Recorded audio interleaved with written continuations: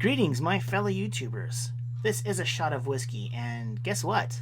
This is part 4 of the 4-part series in which I'm rehashing my responses to the questions SJWs have for anti-SJWs video made by Christy Winters.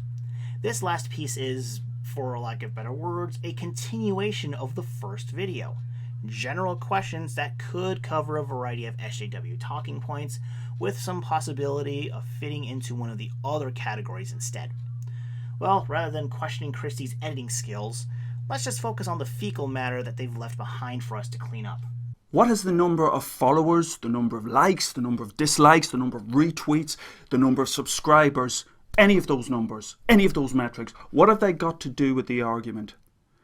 Deepak Chopra, for example, a man who trots out an endless stream of pseudoscientific quantum woo bollocks, has nearly 3 million followers. So what?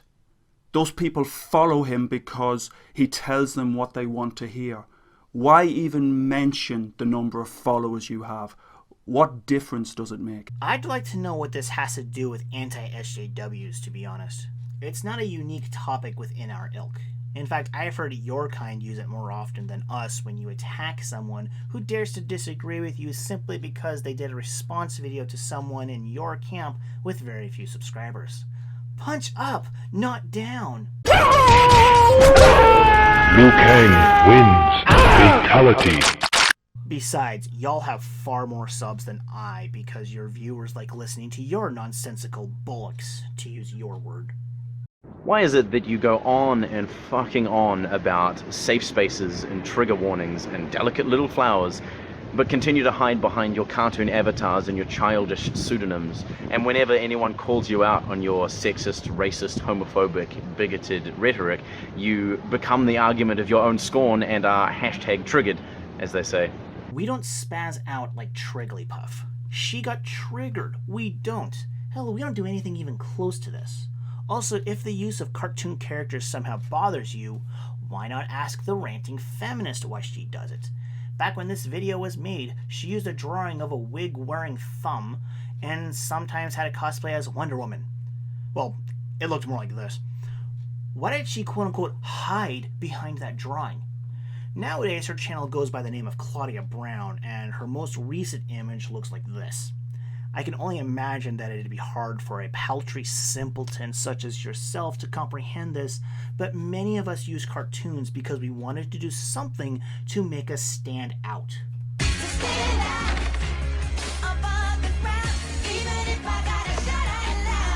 Also, since it is your side that gets triggered and tries to get people kicked off of social media and in trouble with the law, having an online alias and fictional portrait can make things a bit easier for us to not be harassed by you and your contumelious comrades.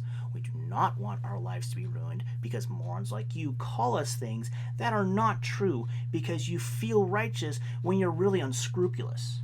Are you willing to publicly acknowledge and admonish the massive amount of hatred, bullying, harassment, and intimidation that a lot of your fans infringe upon people? And I don't mean these tiny disclaimers that you put under the description fold or flash for 2 seconds at the beginning of the video that you know nobody reads. I mean a public and ongoing anti-bullying stance. Or do you kind of like watching your fans go around harassing people and calling them slurs and telling them to kill themselves? You kind of like it, don't you? I mean, if that's your thing, and I guess that's just what you're into, just makes you a dick. I'd rather be a dick than a pussy, to be honest. Watch Team America World Police for a proper reference. I don't do that sort of thing for 3 reasons. 1, my channel is so small that such an idea seems meaningless to me. 2, I'd like to think that what viewers I get are mature enough to handle themselves properly. 3, I'm not in charge of them. They are independent human beings, and despite what your dogma suggests, I believe people should be allowed to have different opinions and lifestyles. What about your followers? What about those that agree with you? Anything? Why do you find it so hard to believe that feminists are being harassed online? It's not that we find it hard to believe that feminists get harassed at all, but that it happens as frequently as y'all claim it does. that what y'all claim to be harassment is actually harassment instead of disagreements or answers to your asinine questions, and that you're the only ones who receive it. Do you understand the key importance of reproducibility and repeatability in scientific research? That simply going to Google Scholar, doing a 30-second search for keywords and pulling out the first paper you find that backs up your stance is not a particularly credible way to do research. That you have to have a much broader overview, to read the material, to follow the citations through, to look at the broad brush approach to a particular problem. Yeah, I have. But so what? Have you tried it? Have you attempted to get out of your comfort zone and discover why it is that your side is wrong? No? Probably not.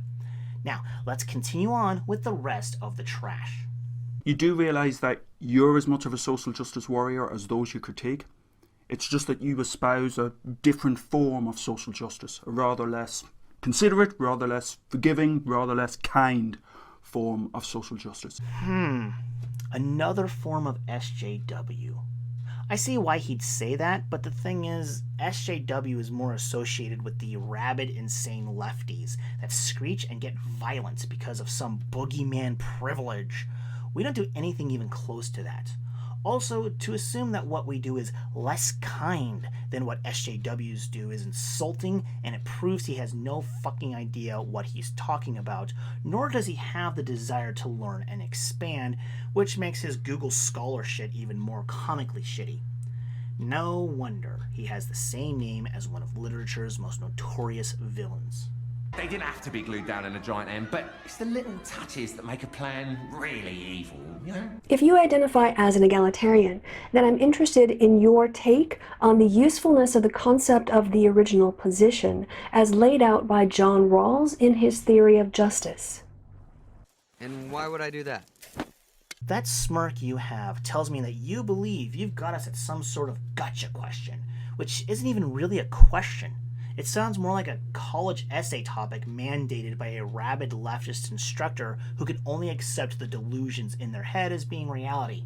So basically a normal college assignment. Bite me. As a supporter, as a proponent of freedom of speech, You again? Ugh, this is your third fucking time in this category. Give someone else a turn. why do you want to quash academic freedom?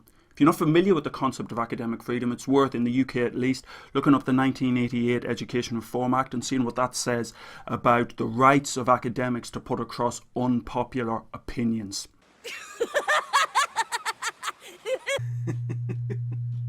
Are you serious? Are you seriously this daft? Don't you see that your side of the argument is not only the popular one, but that there are degrees in that line of study? Saying anything even close to an anti-SJW viewpoint can lead to being punished for simply practicing free speech, including students. Oh, and this also applies to those that agree with you SJWs. Your side is the one that is the popular opinion, the one that opposes academic and legal freedoms, by the way. Fuck you, dude. But then again, you're a Brit. I doubt you even know what freedom of expression actually means. Why are you so obsessed with Anita Sarkeesian? Rewind to 4 years ago when this video was released. We anti-SJWs had a somewhat strong focus on her because your side, which includes the mainstream media, held her up high on an unearned pedestal as she spewed out lie after lie after lie after lie, all the while suckering you injudicious idiots out of your money for projects that she half-assed and didn't even complete. Oh, and let's not forget that she wants the UN to arrest people for calling her out on her BS. Yeah, I could have added this previous point to Moriarty's last question, but whatever. All of the Anita responses we gave were warranted. Do you really think you can spend your entire life in a perpetual state of emotional immaturity? Do you actually imagine that you will be able to perpetuate your adolescence for your entire Wait, didn't somebody else ask this one? Wait, I gotta... Ah, fuck. Yeah, that was about as amusing as toenail clipping, and yet it still wasn't as bad as the Weasel making one final attempt at an Anita-related joke after the credits.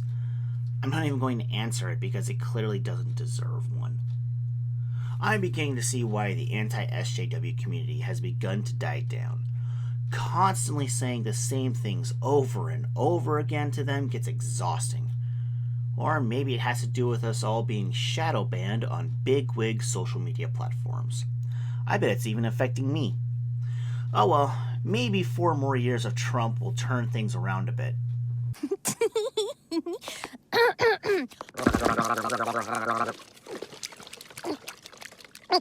Carton milk.